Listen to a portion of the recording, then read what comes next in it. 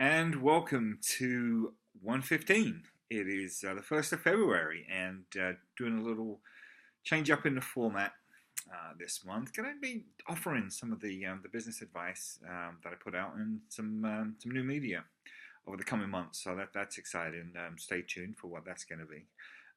Today we're going to just talk a little bit about one of my favorite topics, which is business relationships, and any relationships really, but specifically business relationships. And I think there are really two types of relationships that I see business owners have. One is a transactional relationship, which is like a dollar amount. There's a definite beginning point and then an end point, and there's a transaction that happens, maybe a service, maybe a product, and boom, it's done, it's over with, and then the business owner goes on to the next. And some businesses really work well with this model. To me, it's not the best, most optimal model you're going to have. Most optimal model you're probably going to have is what I call a relationship model, where you really develop a good relationship over time with those that you want to be serving. You're constantly delivering value. You're constantly thinking about what your ideal client's going to be in the market for, how you can best serve them, and how you can give them the most value.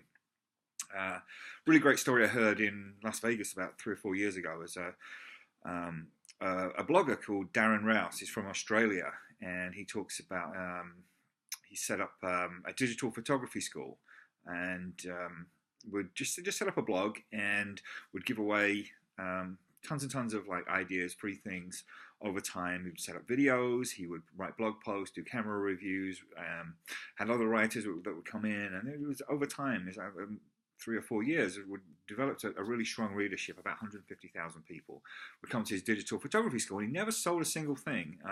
For him, it was alongside his main business, which I think is a blog called Pro Blogger, if you want to check it out. Wrote some really great stuff if you're in the field of blogging. But Darren was talking about, he thought it was about time that he was going to try and, at least like monetize a little bit to pay for some of the site stuff. So he put together an ebook. I think it was like a $5 Australian ebook, something like that, which he put out to, just one post, an email, which went out to his audience. What happened, he said, was, kind of kept him up all night because the orders just kept coming in.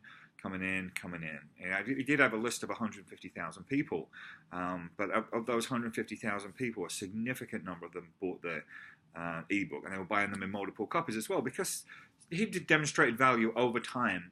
He demonstrated he wasn't there for that transaction; he was there for that relationship, and he built up a relationship over time. And I remember being I think I was in the front row of the audience watching him speak at a convention in Vegas, and I really had tears in my eyes just thinking, wow, this guy is just the real deal. He's offering tremendous amount of value to the people he really wants to serve about something he really loved. And he talked about, he was like, he's really nervous to hit the send button because I'm finally asking for some money from this audience that I want to serve. And he's like, so he hits and then the orders start trickling in, and then they just start pouring in. And then he went and woke his wife up, so I think he did it like about 10, 11 o'clock at night, and he said, honey, we're getting some serious money. And it was I think it was close to 6 figures in Australian dollars that he got, I think, overnight from just putting that one product out, simply because he built up an audience, he built up trust, loyalty, and they knew that they were there with someone that was the real deal, that wanted to deliver on the relationship, not so much on just that one transaction. He could have done it with a transactional model, would have made a few sales, but the interesting thing was what he went on to build with his audience and how he built that beyond that initial sale. So that's it, 115. I'd love to hear what you think about the new format. I just want to change it up a little. Sometimes I'll write, sometimes put some audio out, and sometimes like this one will be a video. So it is like 1:15 now. So I better get this out. It's going to be a little late. But it's 1:15 on the 1st of February.